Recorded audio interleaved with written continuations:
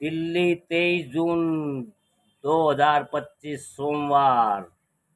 पंजाब केसरी संपादकीय आदित्य नारायण चोपड़ा जी का लेख है। क्या लिखते हैं? मिडिल ईस्ट शांति या विध्वंस।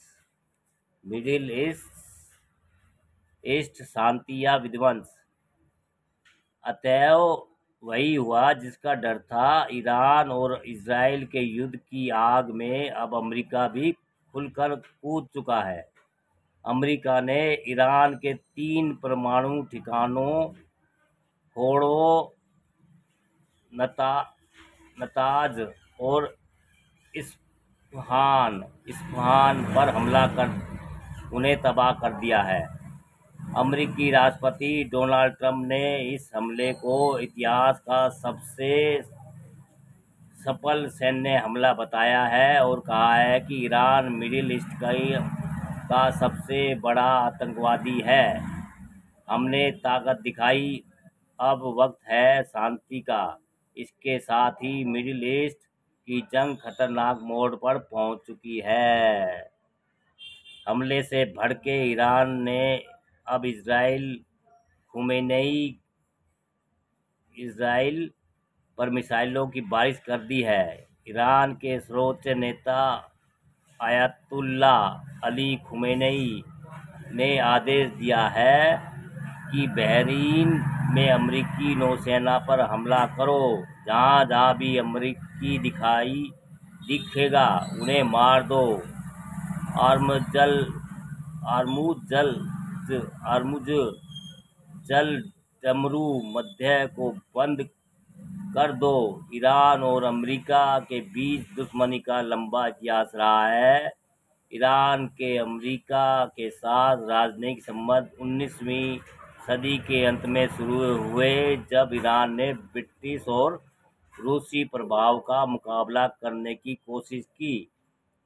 इसमें सांस्कृतिक और आर्थिक आदान प्रदान शामिल था, जिसमें अमेरिका ने ईरान के आधुनिकीकरण प्रयासों का समर्थन किया था। लेकिन साल 1953 में अमेरिका और ब्रिटेन ने ईरान के लोकतांत्रिक रूप से चुने गए प्रधानमंत्री मोहम्मद मोसादेक को उखाड़ फेंकने के लिए तख्तापलट किया था। मोहम्मद मोसादेक ने तेल उद्योग का राष्ट्रीयकरण किया था। इस घटना ने शाह मोहम्मद रजा पहलवी को ईरान की गद्दी पर बहाल कर दिया, जिससे ईरानियों में अपने घरेलू मामलों में अमेरिकी हस्तक्षेप के प्रति व्यापक आक्रोश फैल गया। मोहम्मद रजा पहलवी को अमेरिकी समर्थक माना जाता रहा, लेकिन फिर आया दौर जिसके बाद ईरान ने अमेरिका को अपना दुश्मन नंबर 1 घोषित कर दिया।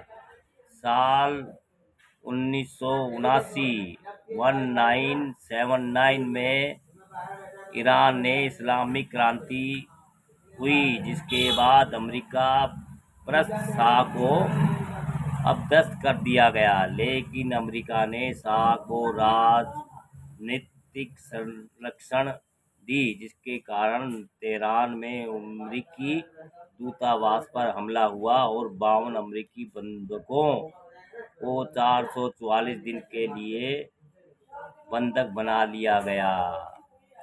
इस घटना ने ईरान को हमेशा के लिए अमेरिका का दुश्मन बना दिया। बंधक संकट के बाद अमेरिका ने राजनीतिक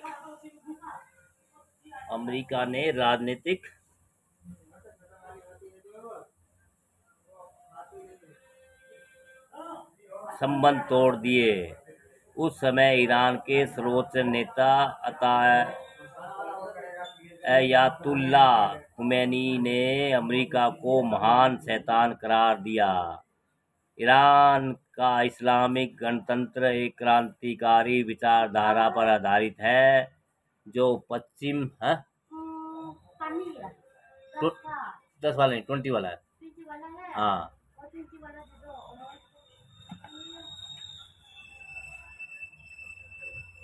अभी 10 वाला uncle biscuit and all biscuit है। Biscuit biscuit?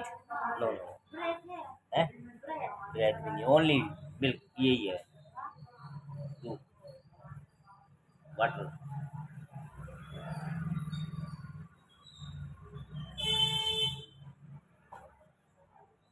Uncle, हाँ I will take and I will give you back. ठीक है, Okay, ठीक। that's okay.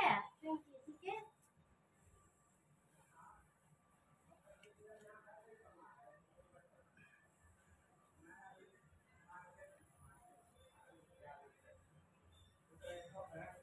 अयातुल्ला खुमैनी ने अमेरिका को महान शैतान करार दिया। ईरान का इस्लामिक गणतंत्र एक क्रांतिकारी विचारधारा पर आधारित है जो पश्चिम प्रभाव का विरोध करता है। दूसरी तरफ अमेरिका में घरेलू राजनीतिक विचार भी एक दुश्मनी को बनाए रखने में महत्वपूर्ण भूमिका निभाते रहे हैं। इजराइल समर्थक लॉबिंग समूह और सैन्य औद्योगिक समूहों का प्रभाव ऐसी नीतियों को आकार देता है जो ईरान को प्रमुख दुश्मन के रूप में देखती है। ईरान ने अमेरिका से परमाणु समझौता भी किया था, लेकिन उसमें समझौते का पालन नहीं किया गया तो डोनाल्ड ट्रंप समझौते से अलग हो गए थे। अमेरिका ने ईरान के परमाणु कार्यक्रम को खतरे के रूप में देखते हुए उस पर कड़े आर्थिक और सैन्य प्रतिबंध लगा दिए थे। 2019 में दोनों के बीच दुश्मनी उस समय चरम पर पहुंची जब ईरान के सबसे शक्तिशाली जनरल कासिम सुलेमानी की मौत हो गई थी। अब सवाल ये है कि ईरान कितना पलटवार करता है। अगर उसने लगातार हमले जारी रखे तो युद्ध का विस्तार होगा और केवल विध्वंस ही होगा। इस बात का अनुमान अभी नहीं लगाया जा सकता कि क्या अन्य देश युद्ध की इस आग में अपने हाथ जलाएंगे या नहीं। विश्व इस समय युद्धों की बहुत बड़ी कीमत चुका रहा है। इजरायली हमलों के शिकार गाजा पट्टी के बच्चों को 2 वक्त का भोजन और पानी भी नहीं नसीब हो रहा है। 54,000 से ज़्यादा लोग इजराइल हमास युद्ध में मारे जा चुके हैं। लाखों लोग बेघर हो चुके हैं। मानवीय दृष्टिकोण से आतंकवाद का दमन करना निसंदेह जरूरी है, किंतु प्रतिशोध की भावना से किसी भी देश को युद्ध की आग में झोंकना अमानवीय है। इसमें कोई संदेह नहीं है कि ईरान आतंकवादी समूह का समर्थन करता है, जिसमें हमास, हिजबुल्लाह शामिल है, जो सीधे इजराइल के विरोधी हैं। युद्ध तबाही के अतिरिक्त कुछ नहीं। युद्धों से विकसित हो चुकी धरती को खंडर बनाने का खामियाजा पूरी दुनिया को भुगतना ही पड़ेगा। वैश्विक शक्तियों को तीसरे विश्व युद्ध की ओर बढ़ने वाली स्थितियों पर नियंत्रण करना होगा।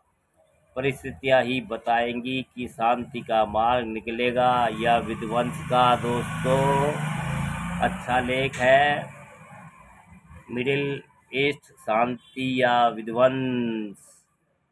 ये भैया अच्छी जानकारी और लेख है। और भैया आपको अच्छा लगे तो लाइक कमेंट शेयर कीजिए दोस्तों। और भैया अच्छी अच्छी जानकारी ढूंढ ढूंढ के हम अखबार मैगजीन कहाँ से लाते हैं। वैसे आसानी से तो कोई चीज़ें नहीं मिलती है। वैसे सोशल मीडिया पे सारी दुनिया है, पर लोगों के पास समय है, देख सके या ना देख सके, सभी को